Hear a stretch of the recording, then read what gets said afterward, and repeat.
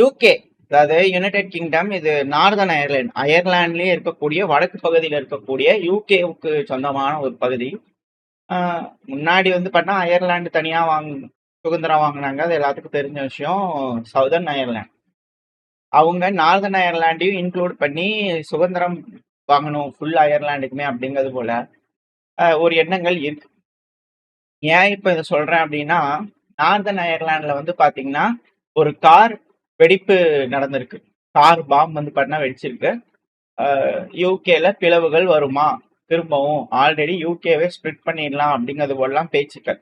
ஏன்னா நாடு திவால் ஆகுது அப்படின்னா போய் ரஷ்யாவை டிஸ்மேண்டில், அங்க டிஸ்மேண்டில் நாங்க இல்லையா, கடைசியில இவங்க எல்லாரும் டிஸ்மேண்டில் ஆயிடுவாங்களா அப்படின்ற கேள்விகள் இருக்கு. பார்ப்போம் இதுக்கப்புறம் இது எப்படி பில்டப் ஆகுது, என்ன காரணம், யாரு பொறுப்பேற்கிறாங்க அப்படிங்கலாம் வெயிட் பண்ணி பார்க்கலாம். இங்க ஒரு விஷயம் அப்படின்னா, அடுத்த கொலம்பியால ஒரு தீவிரவாத தாக்குதல். ஸோ 12 நபர்கள் வந்து பார்த்தீங்கன்னா கொல்லப்பட்டிருக்கலாம், 20 நபர்களுக்கும் மேல வந்து பார்த்தீங்கன்னா காயமடைஞ்சிருக்கலாம் அப்படிங்கிறது உள்ள ஒரு பஸ். ஸோ அந்த பஸ்ல வந்து பார்த்தீங்கன்னா வெடி விபத்து நடந்திருக்கு. ஸோ தீவிரவாத தாக்குதல் கொலம்பியாலையும் நடந்திருக்கு. ஸோ கொலம்பியா, வெனிசுவலா, அமெரிக்கா, இங்க போல விஷயங்கள், மோசமான விஷயங்கள் இந்த உலகத்துல வந்து பாத்தீங்கன்னா அப்படியே நடந்துகிட்டு இருக்கு. பேப்பர்ல எங்க திருப்பினாலும் இது போல செய்திகள் அப்படிங்கிற சொல்லுவாங்க இல்லையா. இப்போ அது போல வந்து பாத்தீங்கன்னா உலகம் எங்கும் அது போல செய்திகள் அப்படிங்கிறது போல பார்த்துக்க முடிஞ்சது. முதல்ல டிவியில அது பேர் என்ன சொல்றது, படத்துல எல்லாம் காமெடி பண்ணிட்டு இருப்பாங்க. அதைய என்னடானா உலகம் எங்குமே அதுதான் அப்படிங்கிறது போல விஷயங்கள். அதே இன்னொரு சைட்ல மிடில் ஈஸ்ட் வந்துட்டோம் அப்படின்னா இஸ்ரேல், லெபனான் சீஸ்ஃபயர் நாங்க இருக்குன்றாங்க. ஆனாலும் தாக்குதல்கள் சதர்ன் லெபனான் பகுதியில் வந்து பாத்தீங்கன்னா ஹெவியா நடந்துட்டு இருக்கு, ஸ்ட்ரைக் நடந்துட்டு இருக்கு. மக்கள் இடிபாடுக்கு இடையே மாட்டியிருக்காங்க, மீட்டெடுக்கிறாங்க, பல நபர்கள் உயிரிழந்திருக்காங்க அப்படிங்கிற செய்திகள் தினந்தோறும் வந்துகிட்டு தான் இருக்கு. என்னன்னா இதுக்கு முன்னாடி வந்து பாத்தீங்கன்னா அமெரிக்கா அப்புறம் இஸ்ரேல் ஈரான்ல தாக்குதல் பண்ணாங்க இல்லையா. ஸோ அதுல இப்ப வரைக்கும் 7125 நபர்கள் கிட்ட வந்து பாத்தீங்கன்னா ரெஸ்கியூ பண்ணியிருக்காங்க ஈரான். இடிபாடுகளுக்குள்ள இருந்து பில்டிங்ஸ்குள்ள மாட்டியிருப்பாங்க இல்லையா. ஸோ அவங்க எல்லாத்தையும் மீட் எடுத்திருக்கிறாங்க ஈரான் அப்படிங்கிறது போல ரெட்சர்சன் சொசைட்டி வந்து பாத்தீங்கன்னா லிஸ்ட் கொடுத்துருக்காங்க. 7125 மக்கள் அப்படிங்கும்போது எந்த அளவுக்கு மக்கள் வாழும் பகுதிகளில் தாக்குதல் நடந்திருக்கு. ஸோ இதனால ஏதாவது யூஸ் கிடைச்சிருக்கா அப்படின்னா இல்லை. ஸோ இவங்களோட அக்ரஷன் எல்லாமே இந்த போப் அவர்கள் சொல்றாரியா, போப் லியோ அவர்கள், ஸோ அவர் சொல்ற மாதிரியே அப்பாவி பொதுமக்கள் ஈரான்ல பாதிப்படைஞ்சிருக்காங்க. இவங்க ராணுவத்தை தாக்க கிடையாது, இல்ல ராணுவ அதிகாரிகளை தாக்க கிடையாது, இல்ல அங்க இருக்கக்கூடிய அரசாங்கத்தை தாக்க கிடையாது. இவங்க தாக்குனது பண்ணதுல பெருமளவுல பாதிப்படைஞ்சிருக்கிறது மக்கள், அப்பாவி பொதுமக்களே அப்படிங்கிறது போல போப் லியோ அவர்கள் கண்டனங்கள் சொல்லியிருந்தார் இல்லையா. சோ அதுக்கான விஷயங்கள் இப்ப வரக்கூடிய செய்திகள்ல வச்சு பார்க்கும்போது புரிஞ்சுக்க முடியுது. ஏன் போப் லியோ அவர்கள் அந்த அளவுக்கு ஐ கண்டாம்னு சொன்னார்ன்றது இப்போ நம்மளுக்கு தெரிய ஆரம்பிச்சிருக்கு.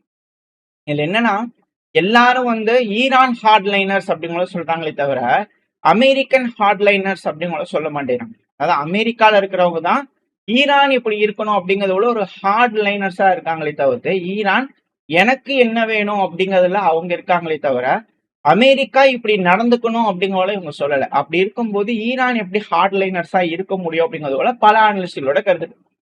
இதை நான் உங்ககிட்டயே விட்டுறேன். ஏன்னா இன்னொரு தடவை ஈரான்ல ரொம்ப ஹார்ட்லைனா இருக்காங்கன்னா ஈரான் ஏன்னா அமெரிக்கா இப்படி நடந்துக்கணும், அமெரிக்கா அப்படி பண்ணிக்கணும்னா கேட்கிறாங்க.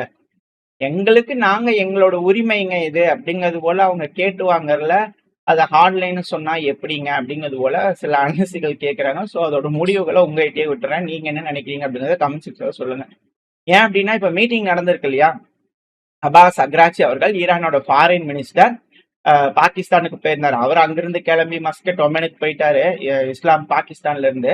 அதுவும் வந்து பாத்தீங்கன்னா பாகிஸ்தானோட விமானத்தை எடுத்துட்டு போயிருக்காங்க. அப்பாஸ் அக்ராச்சி அவர்கள் போன விமானம் வந்து பாத்தீங்கன்னா ஈரானுக்கு போயிடுச்சு பாகிஸ்தான்ல இருந்து. ஆனா பாகிஸ்தான்ல இருந்து ஒமனுக்கு வந்து பாத்தீங்கன்னா அப்பாஸ் அக்ராச்சி அவர்கள் பாகிஸ்தானோட விமானத்துல போயிருக்காரு.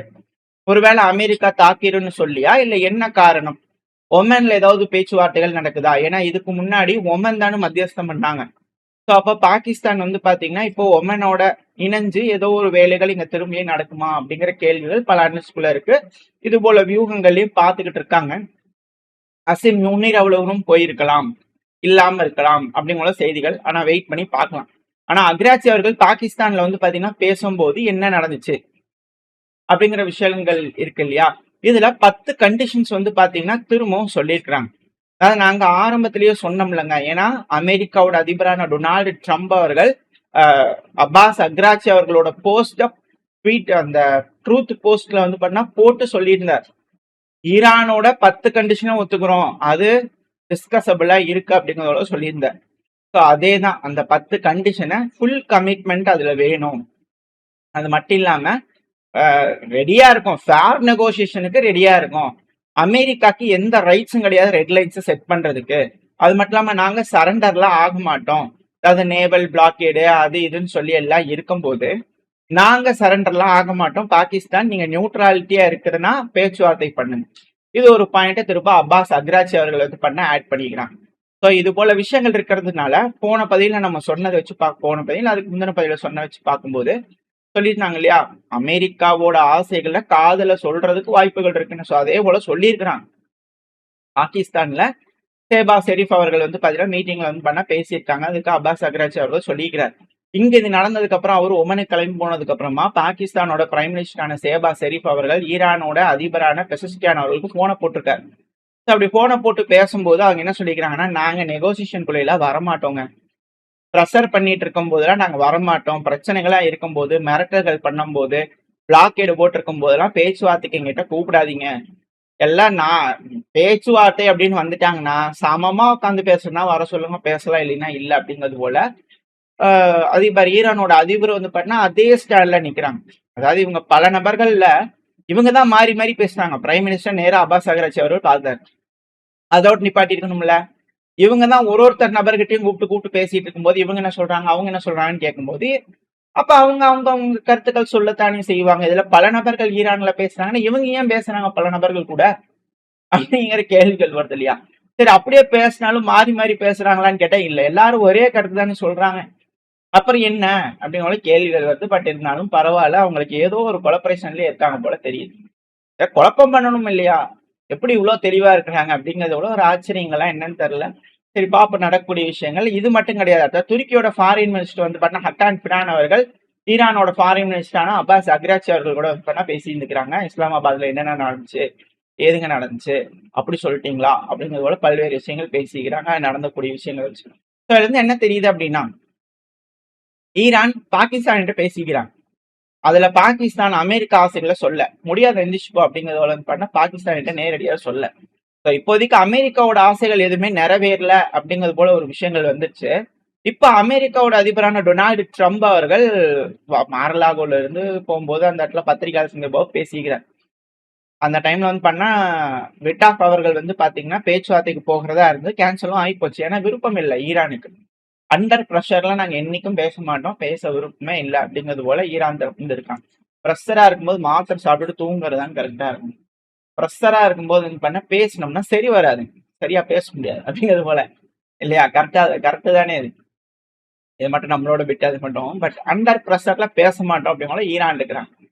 அது அமெரிக்காவோட அதிபரும் கொஞ்சம் புரிஞ்சுக்கிட்டாரு போல தெரியுது. சரி, ஓகே அப்படிங்கிறது போல. ஏன்னா அதை பத்தி கேட்கும்போது அமெரிக்காவோட அதிபரான டொனால்டு ட்ரம்ப் அவர்கிட்ட கேட்கும்போது கேன்சல் பண்ணிட்டாங்க.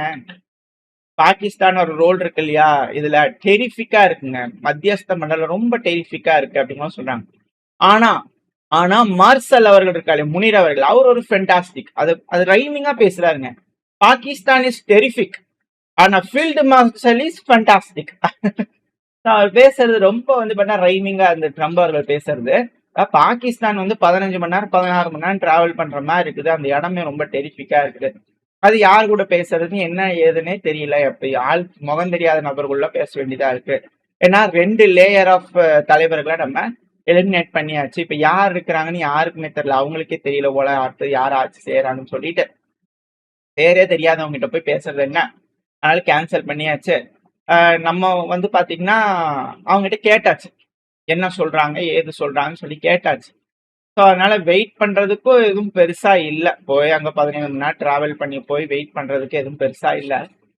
ஈரான் கிட்ட ப்ரொபோசல் கேட்டா அவங்க ப்ரொபோசல் கொடுத்துருக்குறாங்க. அந்த பேப்பர்ல வந்து பாத்தீங்கன்னா எதுவும் நல்லா இல்லை, அதனால அதை கிழிச்சு போட்டேன் நான். நான் வந்து வேணாம் அப்படிங்கிற சொல்லிட்டேன், இன்ட்ரெஸ்ட் இல்லை அப்படிங்கிற சொன்னேன்னே. கொஞ்ச நேரம் கழிச்சு திருப்பி ஒரு பேப்பர் கொடுக்குறாங்க. 10 நிமிஷத்துல இன்னொரு பேப்பர் கொடுக்குறாங்க, அதை கேன்சல் பண்ண 10 நிமிஷத்துலயே. அந்த பேப்பர் கொஞ்சம் பெட்டரா இருந்துச்சு. ஸோ அதனால பார்த்துட்டு இருக்கும் போது என்னோட கோர் டிமாண்ட் என்ன அப்படின்னா, ரொம்ப simple, very simple, very simple. என்ன சிம்பிள் அப்படின்னா, ஈரானுக்கு வந்து பாத்தீங்கன்னா அணு ஆயுதம் வச்சுக்க கூடாது, அவ்வளவுதான்.